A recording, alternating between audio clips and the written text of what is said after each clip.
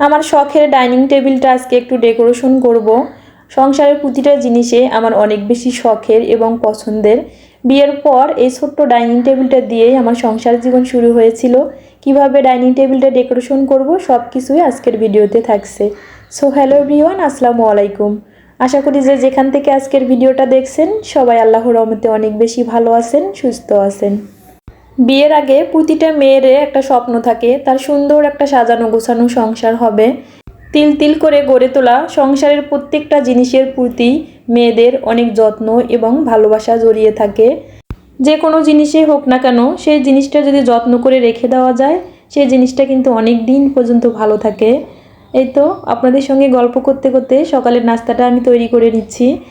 রিহানের বাবা অফিসে যাওয়ার জন্য রেডি হচ্ছে, এদিকে আমি নাস্তাটা তৈরি করে নিচ্ছি। আজকে পরোটা তৈরি করা ছিল না, বাসায় ব্রেড ছিল, তাই ভাবলাম ব্রেড আর ডিম পোস্ট দিয়ে নাস্তাটা তৈরি করে নেই। ডিম পোস্ট করার পর আমি একটু ঘি দিয়ে ব্রেডটা একটু সেঁকে নেব। এদিকে রিহান আর রিহানের বাবাকে নাস্তা করতে দিয়ে এসে আমি ভাবলাম বাসায় যেহেতু একটু চালের গুঁড়া আছে একটু ভাপা পিঠা তৈরি করি। যেহেতু এখনও পর্যন্ত শীত চলে যাচ্ছে, বাসায় কোনো ভাপা পিঠাই তৈরি করা হয়নি। ভাতের পাতিলে আমি একটু ভাপা পিঠা তৈরি করে নিচ্ছি। ভাবছিলাম যে ভাপা পিঠাটা হয়তো সুন্দর হবে না, এই জন্য অল্প করেই একটু তৈরি করেছিলাম 3 থেকে 4টা। তারপর দেখলাম যে না, অনেক বেশি সুন্দর হয়েছে, খেতেও অনেক মজা হয়েছিল।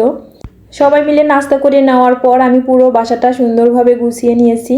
তারপর এই তো আমার শখের এবং পছন্দের ডাইনিং টেবিলটা একটু ডেকোরেশন করতে চলে আসলাম। রিহানের স্কুলের পাশে অনেক সুন্দর একটা শোপিসের দোকান আছে, সেখানে এই টেবিল রানারগুলো বিক্রি করছিল। প্রাইসটাও ছিল অনেক রিজনেবল, দেখতে অনেক বেশি সুন্দর হয়েছে। টেবিল রানারটা নিয়েছিল 150 টাকা। আর আমি যেই ট্রেটা নিয়েছি, এই বেতের ট্রেটা, এই ট্রেটা দেখেই তো আমার অনেক ভালো লেগেছে। এখানে ফল অথবা যে কোনো জিনিসে সুন্দরভাবে সাজিয়ে রাখলে দেখতে বেশ ভালো লাগবে। তাই ভাবলাম আজকে যেহেতু টেবিলটা গুছিয়ে নিচ্ছি, এই টেবিলের উপরে আমি এই ট্রেটা রেখে দেই, দেখি কেমন লাগে দেখতে। না, মাশাআল্লাহ ভালো লাগছিল দেখতে। আমি সব সময় চেষ্টা করি অল্প বাজেটে বাসার প্রতিটা কর্নার সাজিয়ে তুলতে, তবে জানি না আপনাদের কাছে কেমন লাগে। অনেক আপুরাই হয়তো বলবেন যে আপু আপনার প্রতিটা জিনিসই কি শখের এবং পছন্দের। হ্যাঁ, আমার প্রতিটা জিনিসই অনেক শখের।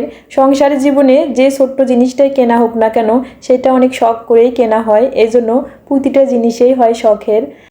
আমার এই ছোট্ট ডাইনিং টেবিলটা আমি প্রায় 10 বছর আগে কিনেছি, তবে অনেক যত্ন করে রেখেছি বলেই এখনও অনেক সুন্দর আছে।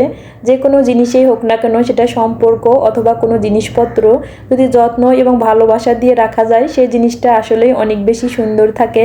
ডাইনিং টেবিলটা গুছিয়ে নেওয়ার পর এখন আমি রান্নাঘরে চলে আসলাম, একটু রান্না করব।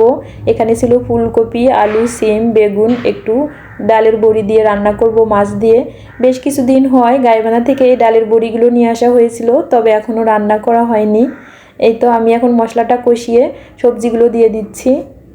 আমি যেহেতু কন্টিনিউ ব্লগ শেয়ার করতে পারি না যে কোনো ব্যস্ততার কারণে, আমার প্রিয় আপু ভাইয়েরা ইনবক্সে এত মেসেজ করেন যে কেন আমি ব্লগ শেয়ার করছি না।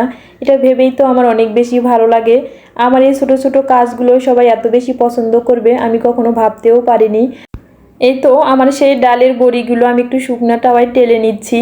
অনেকে আবার তেল দিয়েও এটা ভেজে রান্না করে থাকে, তবে আমি মনে করি তেল দিয়ে রান্না করলে ডালের বড়িটা একটু শক্ত হয়ে থাকে। এভাবে শুকনো তাওয়ায় একটু টেলে নিলে তাহলে ডালের বড়িটা অনেক বেশি নরম হয়, খেতেও অনেক মজা লাগে। এই তো আমি এখন রান্নার প্রায় লাস্ট পর্যায়ে ডালের বড়িগুলো দিয়ে দিচ্ছি। ডালের বড়িগুলো রান্নার শুরুতেই দেওয়া যাবে না, যদি রান্নার শুরুতেই দিয়ে দেন তাহলে কিন্তু সবগুলো ডালের বড়ি নরম হয়ে ভেঙে যাবে। এখন আমি একটু কিছু মাছ ভেজে দিয়ে দিচ্ছি। বাসায় বেশ কিছু পাবদা মাছ নিয়ে আসা হয়েছিল, যেহেতু মাছগুলো অনেক দিন হয়ে যাচ্ছে তাই ভাবলাম এই ডালের বড়ি দিয়ে সবজিটা দিয়ে মাছটাই রান্না করি। অন্য মাছ দিয়েও ভালো লাগতো, তবে পাবদা মাছটা দিয়েও ভালো লেগেছে। বিকেলবেলা আমরা একটু বাইরে বের হয়েছিলাম, নার্সারিতে এসেছি। এখানকার এই ফুলগুলো এত বেশি সুন্দর ছিল, গাঁদা ফুল, গোলাপ ফুল। আসলে শীতকালের এই ফুলের সিজনে নার্সারিতে আসলেই যেন মনটা ভরে যায়।